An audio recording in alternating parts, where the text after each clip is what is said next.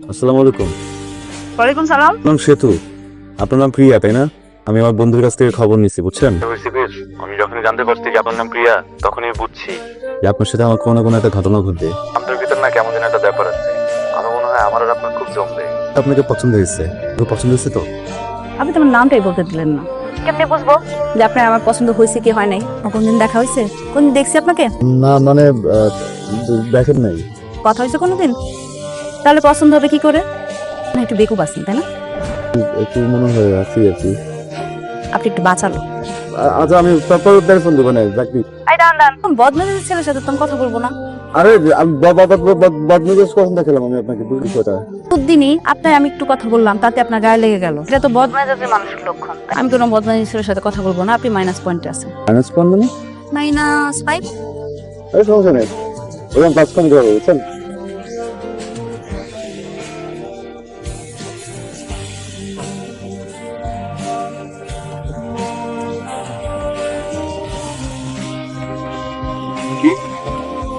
তুই আমার প্রেমিকা দিছিস ভালো কথা, আর বললি না কেন?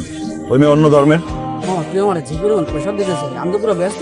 একটা মেয়ের খোঁজ পাইছি, নাম জানলাম প্রিয়া। আর প্রিয়া নামের ব্র্যাকেটের মধ্যে তার লেখা নাই যে সে কোন ধর্ম। নামে তো সব ধর্মের মেয়ে হয়। হঠাৎ তুই তো আমার কাছে নাই চাইছিলি বল চাইছি তো। দিছি হিসাব বড়।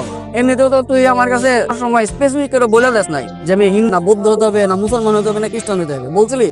আমি যে একটা মেয়ের সাথে প্রেম করতেছি, এই মেয়েটা যে অন্য ধর্মের, আমি ওকে বিয়ে করবো কিভাবে? তুই না বলি প্রেম করবি, আমি বিয়ের ব্যাপার আসলো কোথেকে?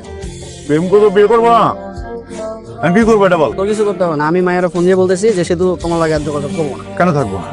আর আমাদের সম্পর্ক তো এখন আর আপনিতে না, এটা তো তুমি তো হয়ে গেছো না। আমি কিভাবে ছাড়বো? ওকে ভালো লাগে না কথা বলতে?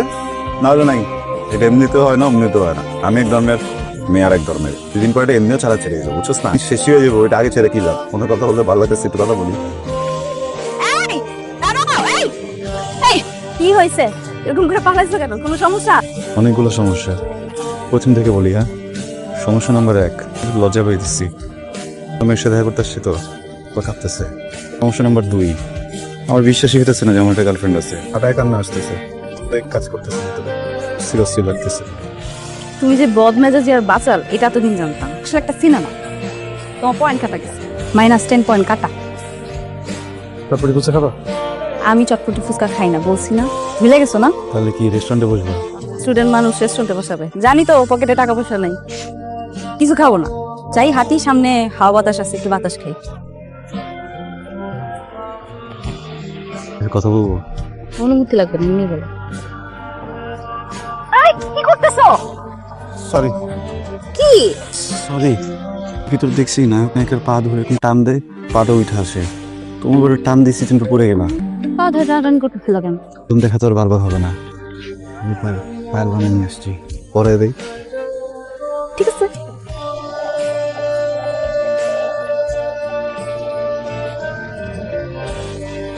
সুন্দর, পাটা একটু নেই।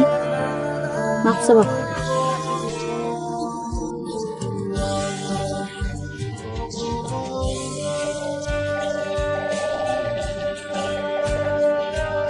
সিনেমা দিয়ে দেয়।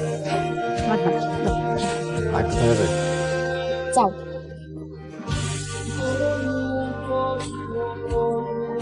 কি? আমি তো তোমার একটু ঠকাইছিলাম। ফেসবুকে যখন ভিডিওতে কথা বলছি ফিল্টার দিয়ে ফর্সা হয়েছিলাম। এমনি তো অত ভরসা না। চলে যাওয়ার পরে গায়েব হয়ে যাবো নাকি? না, হব না। তুই? সত্যি। আচ্ছা বলো, গায়েব হবো না? আচ্ছা বলো না। যাও। এই চুল কিছু সে বলতেছি, গায়েব হবো না। যাও। প্রথমবার এরকম লাল শাড়ি পরবো, কত কিছু প্ল্যান করছিলাম। অসুবিধা নেই, পরের বছর হবে না। সমস্যা নেই বাবা। তাহলে কোনো কিছু করা লাগবে না, তেমন অনেক গুরুত্বপূর্ণ, ওইটা মনোযোগ দিয়ে দাও, ঠিক আছে? তো প্রত্যেক বছরই হয়, এক্সামটা সবসময় আসবে না, বছর পূজাতে আমি। কিরে, কোনে কার সাথে কথা বলস? দাদা ওই বান্ধবীর সাথে। এদিকে আয়, তোর সাথে কথা আছে। কলেজে যাস ঠিকঠাক মতো? লেখাপড়া করস? করি দাদা। আমি তো শুনি উল্টাপাল্টা কথা, কার সাথে নাকি ঘুরে বেড়াস। কলেজে তোর ফ্রেন্ডস থাকতেই পারে, সেটা যেন বান্ধবী পর্যন্তই থাকে, বন্ধু যেন না হয়। দেখি মোবাইলটা দে। দে, পাসওয়ার্ড দিয়ে রাখছিস কেন? বল। ফোন আসছে। ওরে আটকে, আমি আসতেছি। এই ফোনটা দে। সারাদিন ফোন না চেপা একটু পড়াশোনা মন দিস। পড়া শেষ করে তারপরে ফোন দিবি। একটু এদিকে আয় তো মা। জি বাবা। শোন রে মা, বড় হইছস, ভালো মন্দ বুঝতে শিখছস, বিদ্যান হইছস। জীবনে এমন কোনো কাম করিস না যেন তোর বাবা আর উঁচু মাথা দানিচু হয়ে যায়। জীবনে এমন কোনো কাম করিস না রে মা, আমি সমাজে মুখ দেখাইতে না পারি। আমি মইরা যাবো রে মা। তুই এই হেল্পটা করতে হবে। আমি কিন্তু বাসায় বলছি যে আমি পিকনিকে যেতেছি, তুই আসিস সাথে।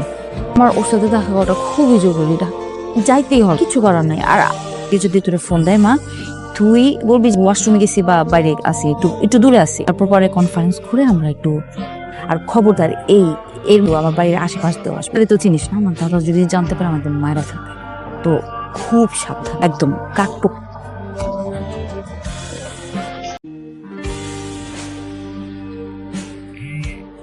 হ্যালো হ্যালো, বাবু, তুমি ফোন দিতেছ না কেন?